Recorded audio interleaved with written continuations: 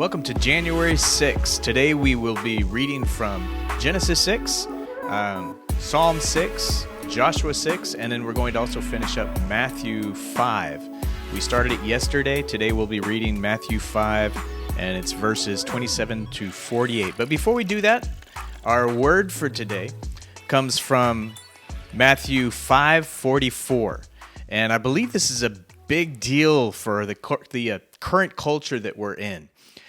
This verse, Jesus says, "But I say to you, love your enemies and pray for those who persecute you." Now, this is radical. This is radical for all the Jews that were hearing it at the time, and it's still radical for us today. As Jesus teaches in Matthew 5, he doesn't make anything easier. In fact, he does this whole shift where the Jews up to that point, they were very much focused on their outward behavior. But Jesus, in this time, he switches so that he makes the priority not the outward expression, but the heart from which the outward expression comes. And so he gives illustration after illustration that again points at the heart of men and women. The old rules said, don't behave in a certain way. But Jesus says, don't even think in a way that leads to that behavior. He's going after the heart. We see in 1 Samuel 16:7, "For the Lord sees not as man sees, man looks on the outward appearance, but the Lord looks on the heart." Proverbs 4:23 says, "Keep your heart with all vigilance, for from it flow the springs of life." Everything in your life flows from what's going on inside of your heart. So in our current culture, we see extreme opposition in our worldviews. This is especially evident in our politics. And in the midst of this disagreement, we've seen an increase of hatred. And that hatred then is expressed through violence towards one another. And it's crazy to me, but we even see people being murdered and the people on the other side of the political aisle celebrating the person's murder. And it's happened on both sides. We've had famous people murdered who are conservatives, and the liberal side celebrated. And then we've had famous people murdered on the liberal side, and you see the conservatives celebrating. This is not Christ-like. This is not the heart of God. We must guard our hearts so that we're not pulled into either one of these camps. Now, yes, as American citizens, we are responsible for voting. We have to be involved in the political process. But as a believer and a follower of Jesus, you are being led by the Spirit in accordance with the word that he's given us. So you behave, you vote according to your faith, and your faith is within your heart, right? Now, there's no hope for this nation outside of the love of God. And that love taking over, taking its place, fully invading and being enthroned in my heart, and then coming out through my behavior. Just as we saw in Psalms 4:23, "Keep your heart with all vigilance, for from it flow the springs of life." There's no hope for the future of this nation without the love of God in my heart, for all of my life will flow from my heart. So I want to encourage you, really evaluate, is there anyone in your life or anyone even in the celebrity world or social media or in the news or the political realm where we've made it okay to hate that person? Because hatred is a violence towards that person. And it might not be expressed in our physical actions, but it's already endorsed in our hearts. And God looks at the heart. So I want to encourage you also to really evaluate your heart and make a priority the love of God inhabiting, abiding inside of you, and it being expressed from you. So it says that we do not hate our enemies, but we pray for them. Prayer is an action from the love within us. And not only is that expressed towards these people that we hate, but the very ones who persecute us. So even in my political views that are in alignment with the Word of God, there are going to be people that really hate me because of those views, and they may persecute me.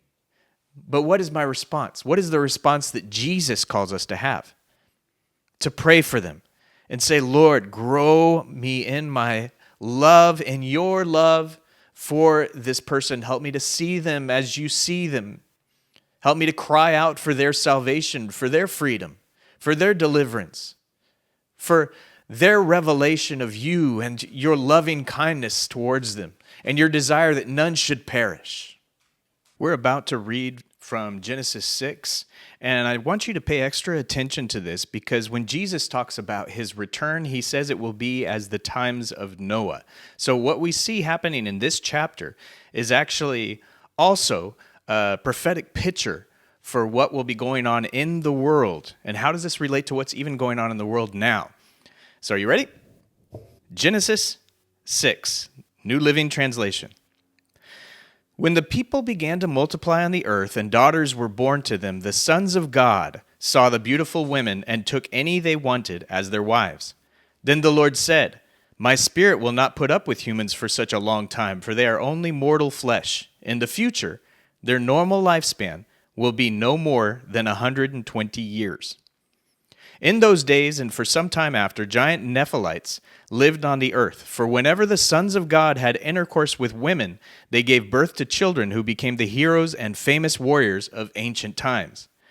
The Lord observed the extent of human wickedness on the earth, and he saw that everything they thought or imagined was consistently and totally evil.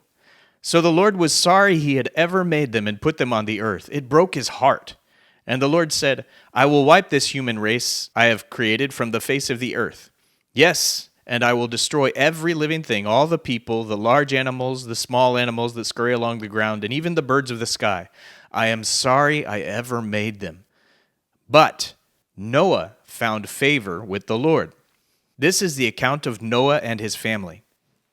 Noah was a righteous man, the only blameless person living on the earth at that time, and he walked in close fellowship with God. Noah was the father of 3 sons, Shem, Ham, and Japheth. Now God saw that the earth had become corrupt and was filled with violence. God observed all this corruption in the world, for everyone on earth was corrupt. So God said to Noah, I have decided to destroy all living creatures, for they have filled the earth with violence.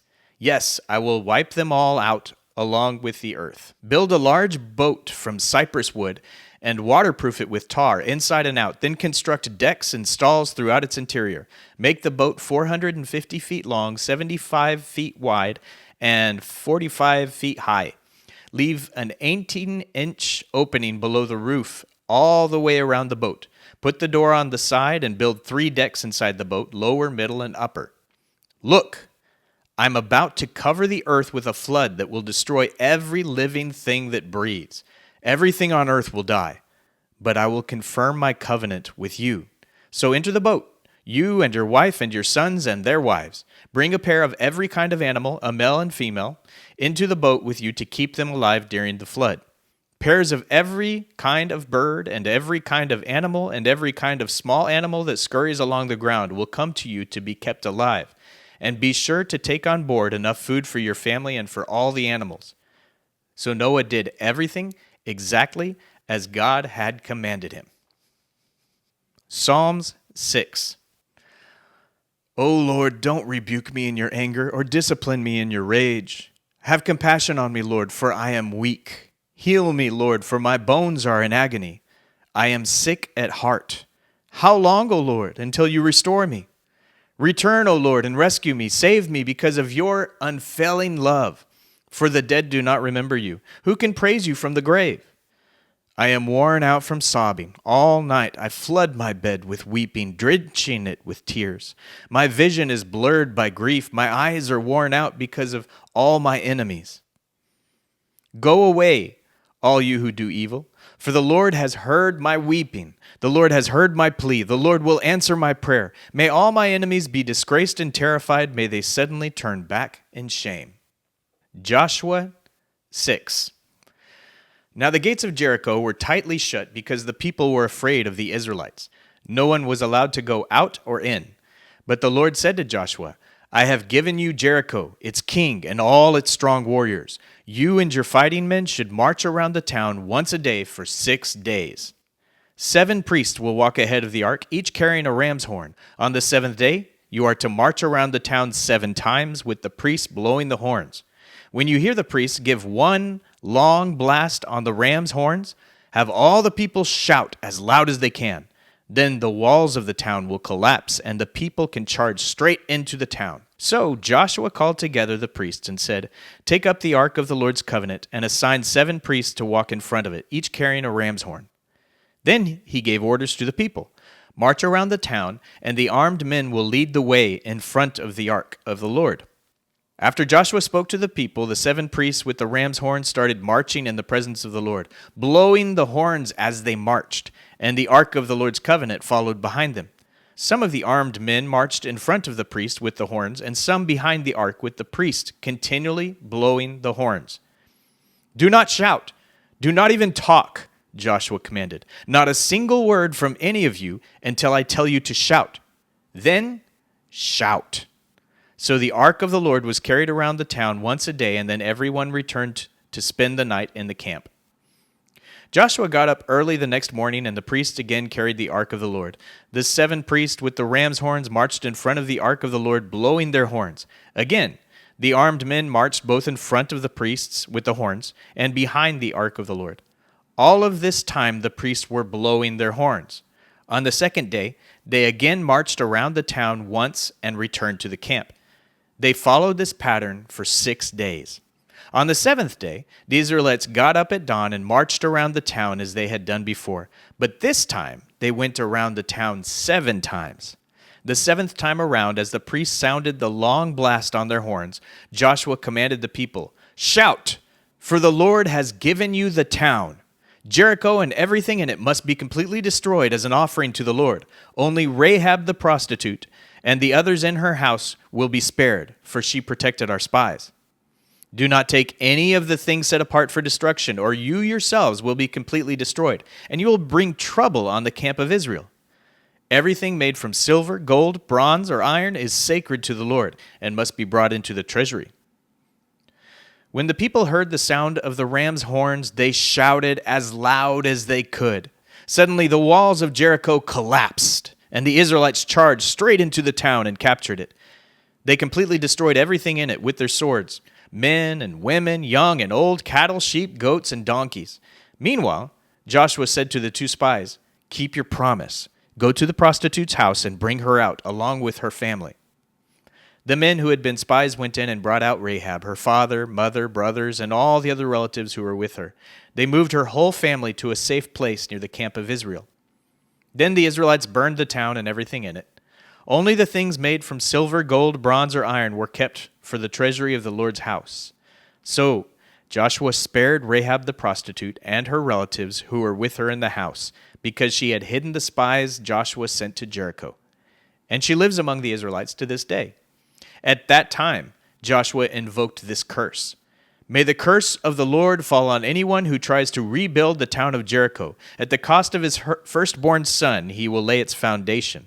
At the cost of his youngest son, he will set up its gates." So the Lord was with Joshua, and his reputation spread throughout the land. Matthew 5:27. "You have heard the commandment that says you must not commit adultery. But I say, anyone who even looks at a woman with lust has already committed adultery with her in his heart.